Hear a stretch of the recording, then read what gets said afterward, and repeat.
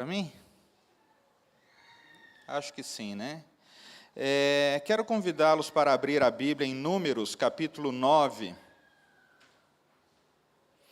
Números, livro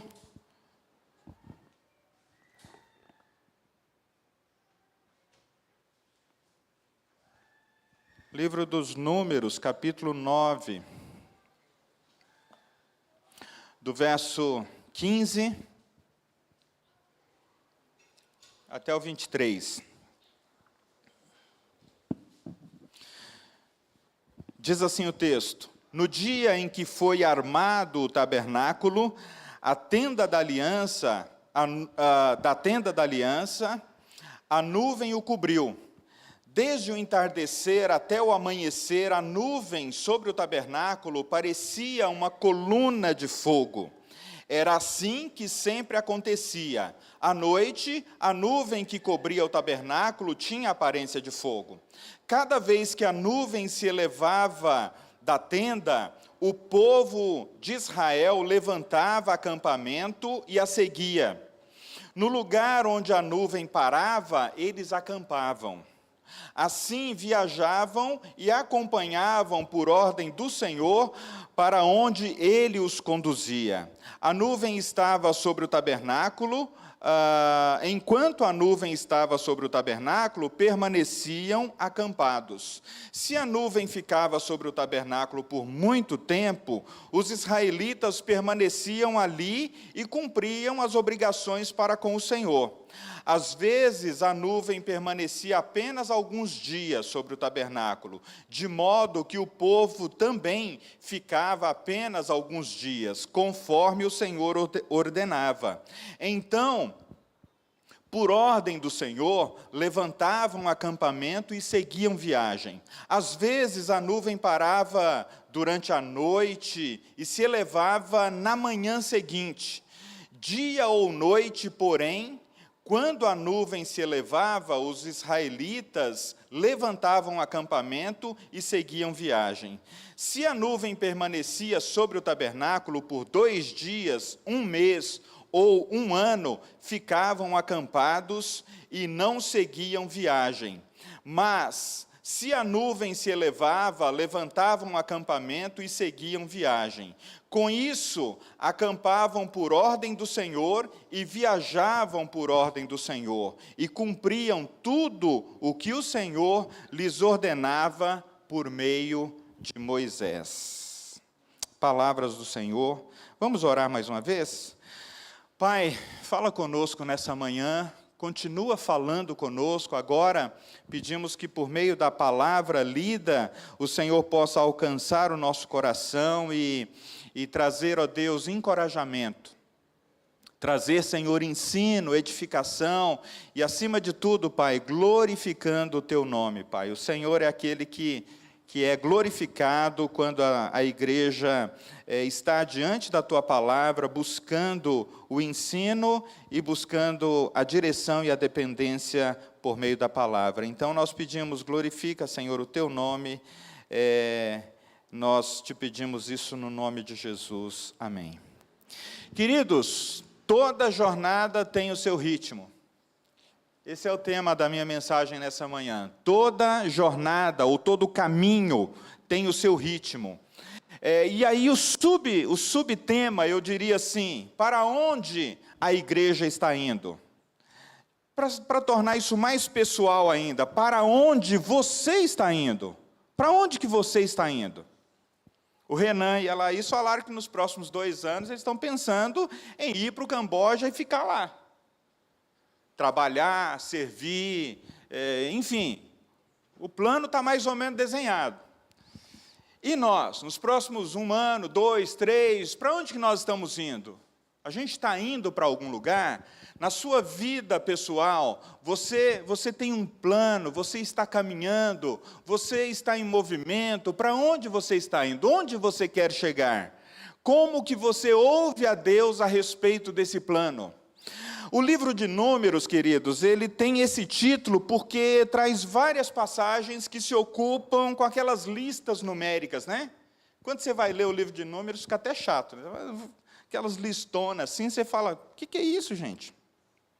Mas os hebreus, eles normalmente chamavam o livro de Números de No Deserto. Talvez esse nome seja mais apropriado porque contém detalhes do itinerário de Israel por 40 anos pelo deserto. Interessante que quando Deus colocou essa palavra no meu coração, eu falei, mas peraí, semana passada a Gisélia já falou da travessia, do povo chegando lá. Falei, não, mas o povo vai entender. Como numa série, ou como num filme, ou numa novela, que às vezes o pessoal conta um pouquinho do final, daqui a pouco volta lá no começo, então nós vamos falar desse momento antes da travessia, mas desse momento em que o povo está na caminhada.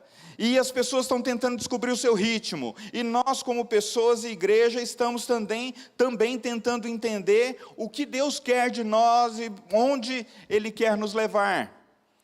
E talvez você mesmo que não faça parte dessa igreja, mas está conosco aqui hoje, está assim diante de Deus, Senhor, qual que é o meu ritmo de caminhada na vida? Né? Para onde que eu estou indo? Como que eu devo andar? Bem, do capítulo 1, queridos irmãos, até o capítulo 8 do livro de Números, nós vemos um Deus que instruiu o seu povo. A gente vê especialmente, então, Deus instruindo o seu povo com informações sobre a composição, a forma numérica das tribos. Então, tudo tinha que ser feito de forma organizada, porque Deus ama a ordem.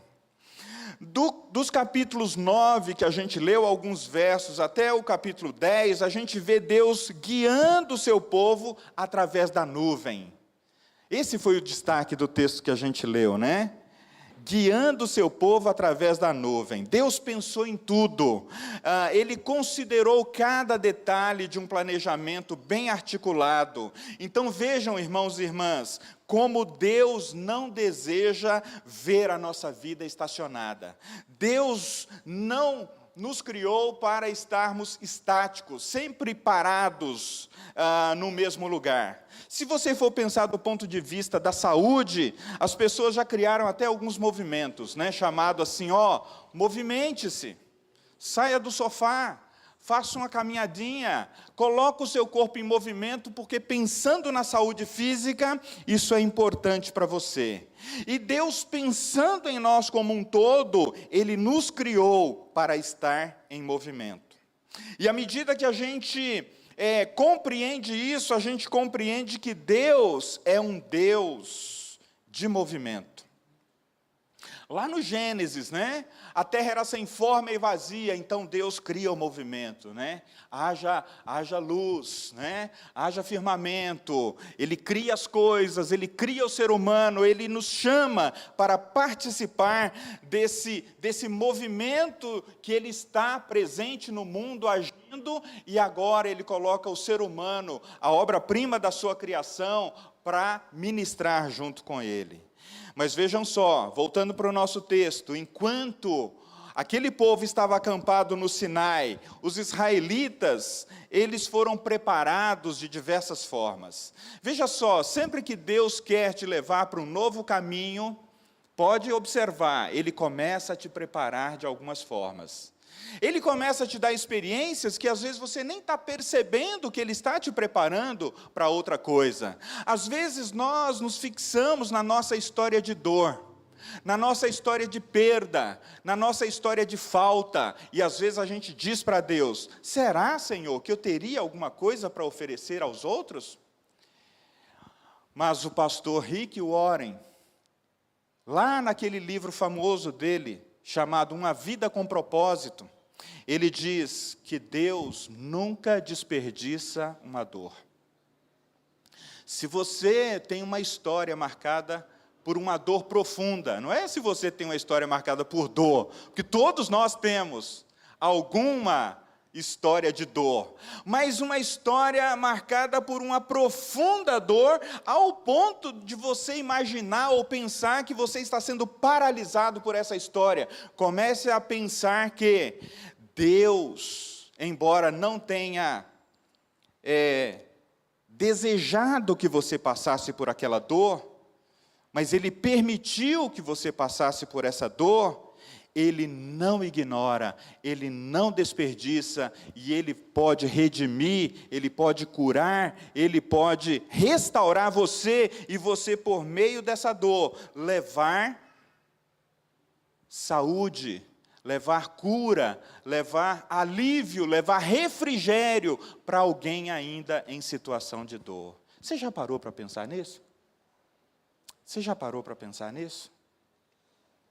Bem, enquanto eles estavam ali acampados, eles aprenderam sobre pureza, eles aprenderam sobre o sacerdócio, eles aprenderam sobre a presença de Deus, eles aprenderam, queridos, objetivamente, que pelo tabernáculo, a arca da aliança, Deus se manifestava ali. Enquanto você aguarda a próxima etapa da sua vida, a próxima jornada, o próximo caminhar, o que você tem aprendido do Senhor?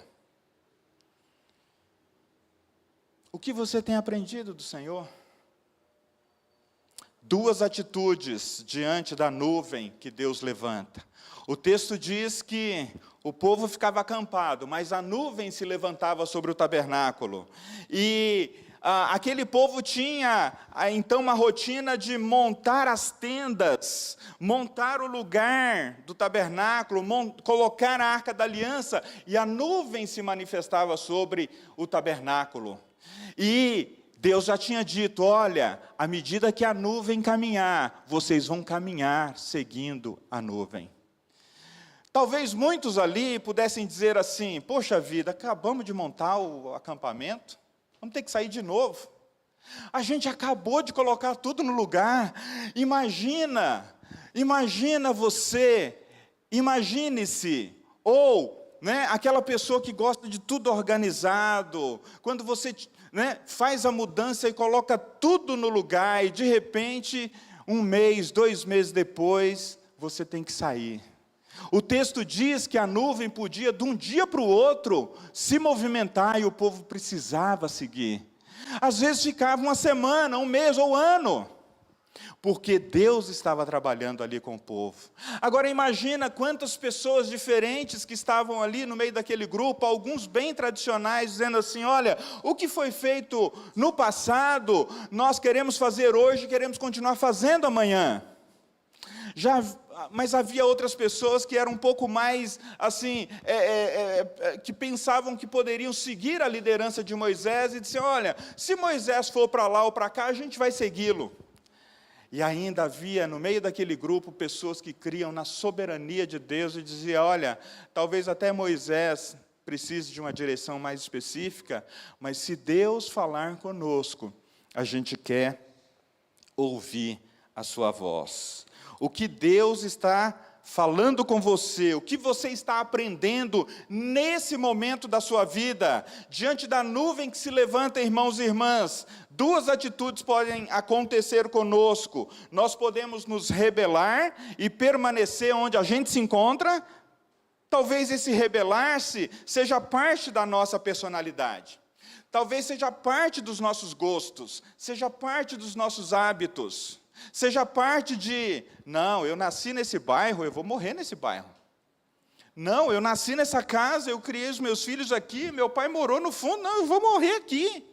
E Deus está dizendo, meu amigo, tem um caminho pela frente, não precisa ser assim. Talvez esse rebelar-se, queridos, permanecendo onde nós nos encontramos, é deixar de ouvir o Senhor. A segunda atitude é o obedecer, é começar a marchar na dependência do Senhor. Aqui, queridos, nós temos uma possibilidade de uma vida mais cheia, mais rica, mais alegre, uma vida mais plena daquilo que Deus tem para nós, ou daquilo que Deus gostaria que nós desenvolvêssemos. Bem, de acordo com Números 10, 11, veja lá o que está em Números 10, 11. No 2º ano desde a saída de Israel do Egito, no 20º dia do segundo mês, a nuvem se elevou acima da aliança. Então, verso 12, os israelitas saíram do deserto do Sinai e viajaram de um lugar para o outro, até a nuvem pousar no deserto de Parã. Agora, eles haviam chegado num momento em que eles iniciaram uma nova caminhada, que duraria 38 anos. E no meio desses 38 anos, em vários momentos, a nuvem parava e o povo precisava parar. Em vários momentos, a nuvem se elevava e se movia, então o povo precisava se mover. Queridos, era uma longa caminhada na mesma direção. Assim é a vida cristã. A vida cristã é uma longa caminhada na mesma direção. Essa é uma frase do pastor presbiteriano chamado Eugene Peterson. Ele escreve, aliás, um livro sobre discipulado, dizendo que o discipulado é uma longa caminhada na mesma direção. Talvez a gente pudesse dizer que a paternidade, a maternidade é uma longa caminhada na mesma direção. Talvez a gente pudesse dizer que a carreira, o trabalho, é uma longa caminhada na mesma direção. Você pode até hoje trabalhar numa empresa, amanhã trabalhar em outra, mas a realização não se dá nos primeiros anos que você está trabalhando. Talvez você que passou da fase do trabalho e agora, como aposentado ou como uma pessoa que serve ao Senhor, possa estar se perguntando: qual é a minha jornada, pastor? Você precisa ouvir a Deus. Você precisa ouvir o Senhor. Uma pesquisa, amados, diz que as pessoas têm muitas dificuldades, as pessoas de maneira geral têm muitas dificuldades de começar e terminar tarefas que exigem algum tipo de permanência. Exige você ir e voltar várias vezes. Eu vou dar um exemplo. Há uma pesquisa, eu não tenho os números exatos, a última vez que eu ouvi, é de que 60% das pessoas que vão ao médico, recebem um pedido de exame, não retornam. Uma das razões do plano de saúde no Brasil ser caríssimo é que a gente faz um monte de exame e depois não volta no médico. Aí, daí a pouco, você volta de novo, pega todos os exames novamente, e aí você não volta. E aqueles que chegam a passar e recebem o tratamento, há também uma outra estatística do pessoal que não vai até o final do tratamento. Então, toda casa tem uma caixinha de remédio lá que é resto de tratamento. Aqui tem antibiótico, aqui tem remédio para dor, aqui tem não sei o quê, a gente tem a nossa mini farmácia lá. Porque quem é que nunca deixou um tratamento para trás, que atire a primeira pedra? Queridos, o chamado para caminhar com o Senhor é: trilhe o seu caminho, experimente-o, prove-o. O pastor Bill Hybels, no livro Liderança Corajosa, ele vai dizer: preencha a sua vida com um tipo de relacionamento e atividade que ajudará você a crescer. Então, o povo de Israel, entre o Egito e a terra prometida, eles entenderam pela prática que havia um deserto. Havia um deserto. O que significa o deserto na vida daquele povo? Era um lugar de educação. Era o lugar pelo qual Deus levou o povo para um processo de educação. Esse processo de educação, queridos, tinha a ver com as leis cerimoniais que Deus dava ao povo, dizendo: olha, é assim que vocês precisam santificar a mim. Olha, é assim que vocês precisam cultuar. Olha, há tantos detalhes aqui, porque vocês estão passando por um processo de educação.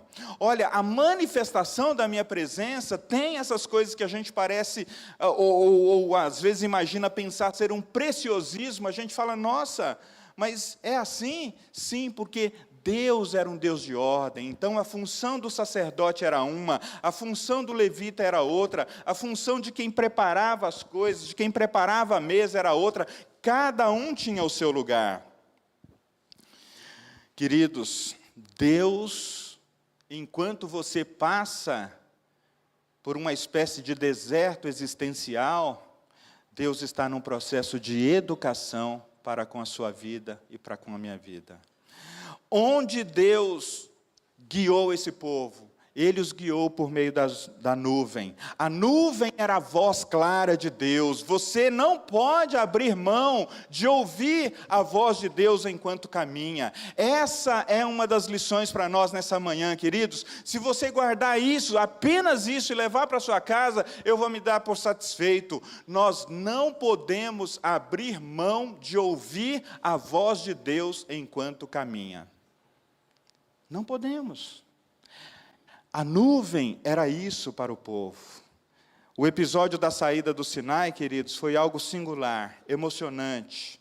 Era algo de como aquela coluna de fogo se levantando, a coluna de nuvem e de fogo, bandeiras tremulando, a arca do concerto, a ordem das tribos, seus respectivos líderes, orações cerimoniais, música acontecendo. Conseguiram imaginar aí? E nessa longa caminhada, queridos, todos os movimentos do povo de Israel, as paradas, os reinícios, eles eram determinados pela nuvem. A nuvem era a voz clara de Deus. O que determina a maneira como você caminha? O que determina o momento em que você para, ou o momento em que você retoma a sua caminhada? Se nós aprendermos com o texto e com o povo de Israel, precisa ser a voz de Deus. Queridos, o que Deus está dizendo aqui para nós é que, com a nuvem, o povo recebia orientação, o povo podia marchar, eles podiam partir sem medo do desconhecido, eles podiam se manter concentrados no seu chamado, eles podiam se concentrar no fato de que eles estavam indo para a terra prometida. Quando a gente chega num emprego a primeira vez, a gente fica se perguntando, tudo novo, como é que vai ser aqui? Quando você muda de cidade, quando você muda de estado, quando você muda de fase, quando os seus filhos mudam de casa, quando os netos vão chegando de volta, você fica, como é que vai ser? Como que vai ser os próximos anos?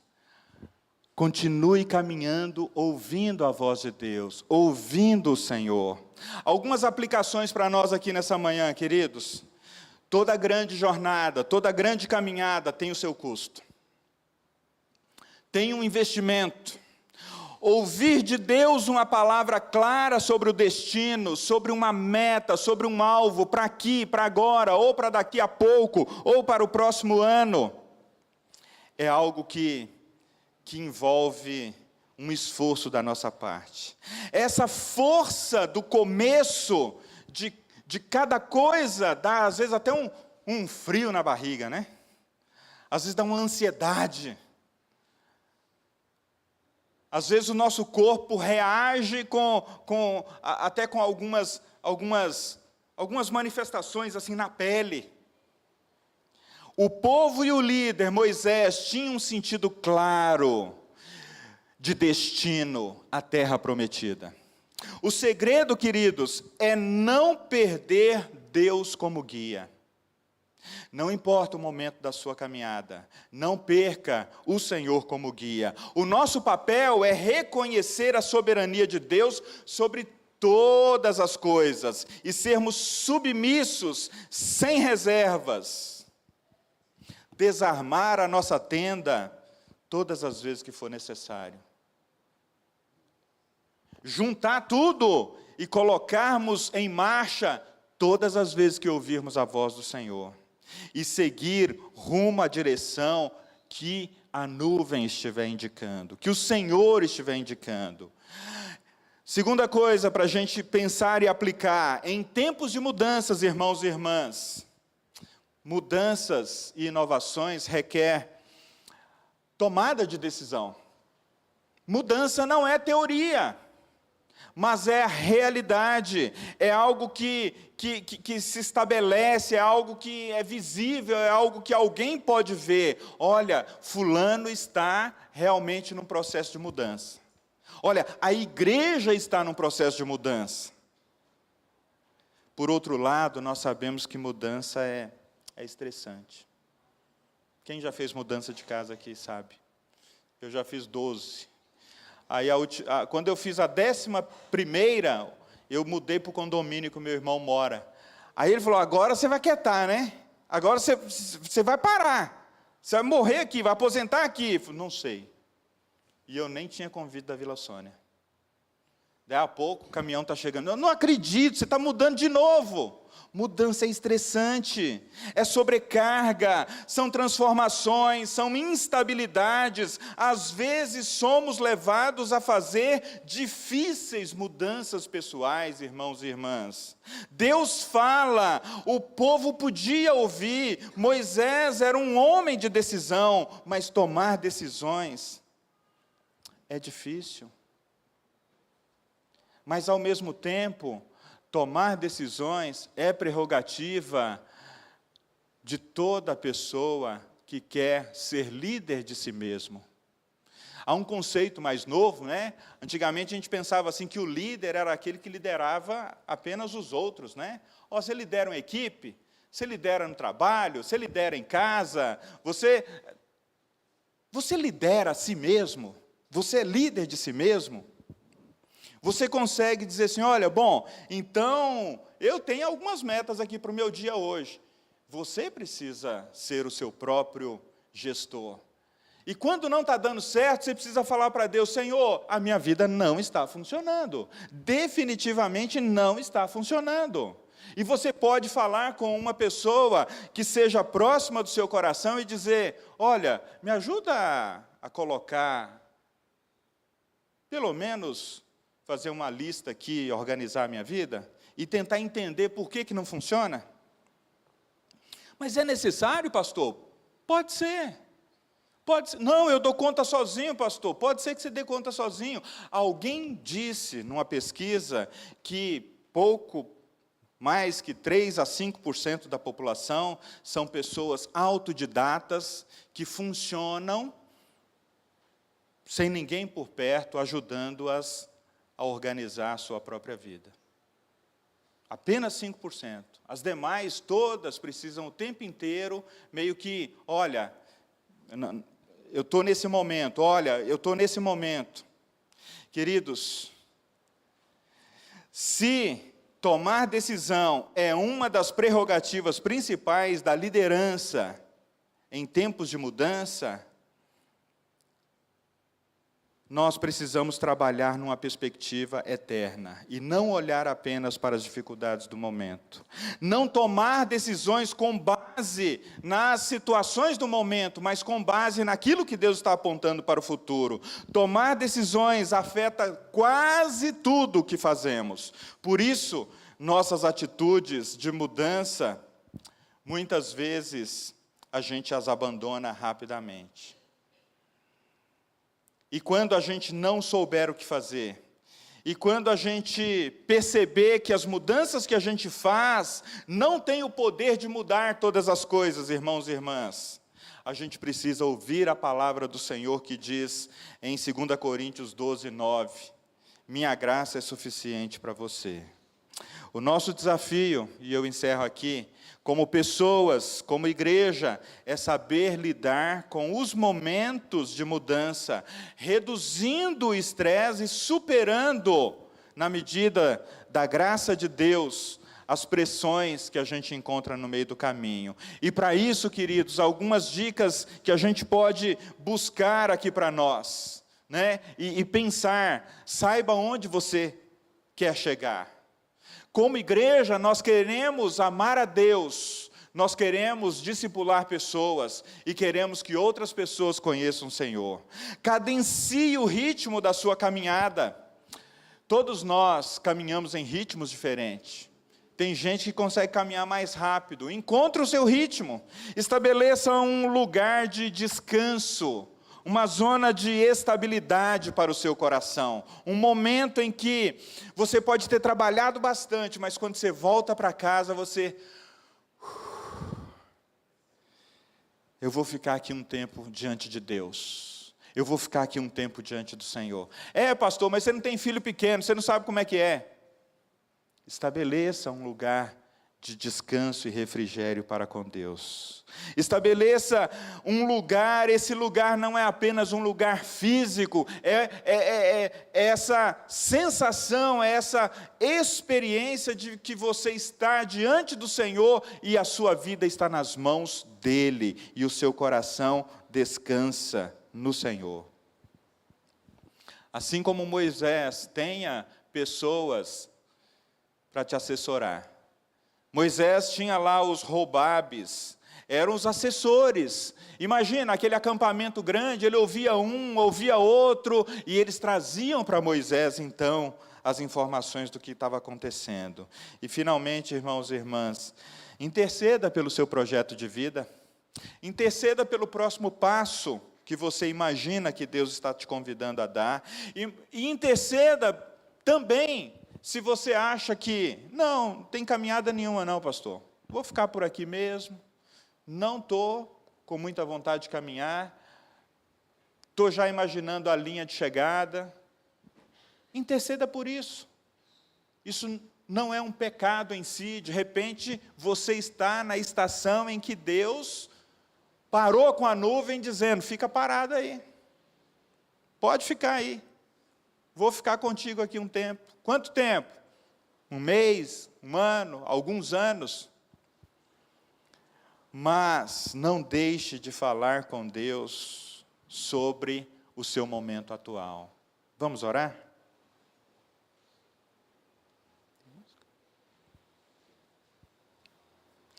Fale com o Senhor nesse momento.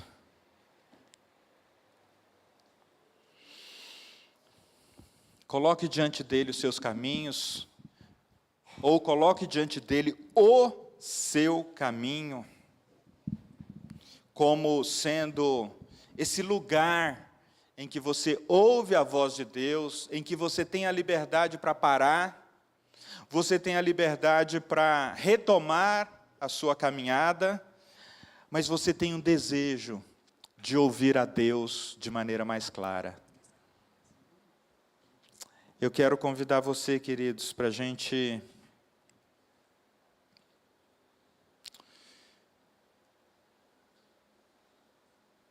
colocar o nosso coração diante do Senhor.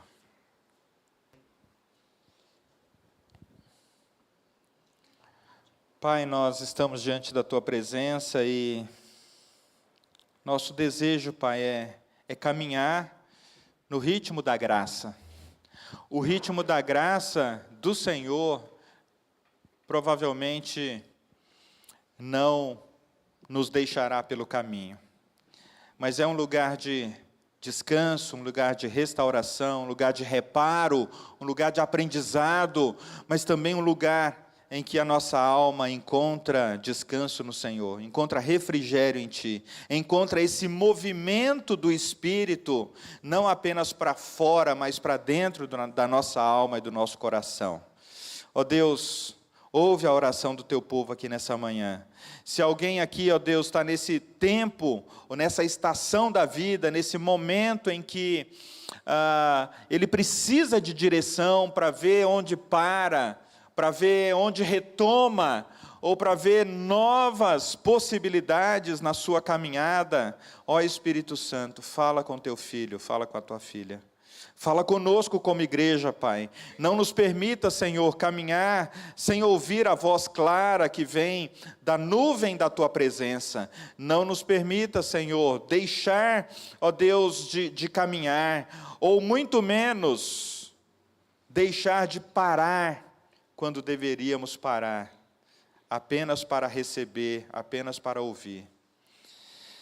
Dá-nos, ó Deus, a medida da Tua graça, em nome de Jesus. Vamos ouvir uma música.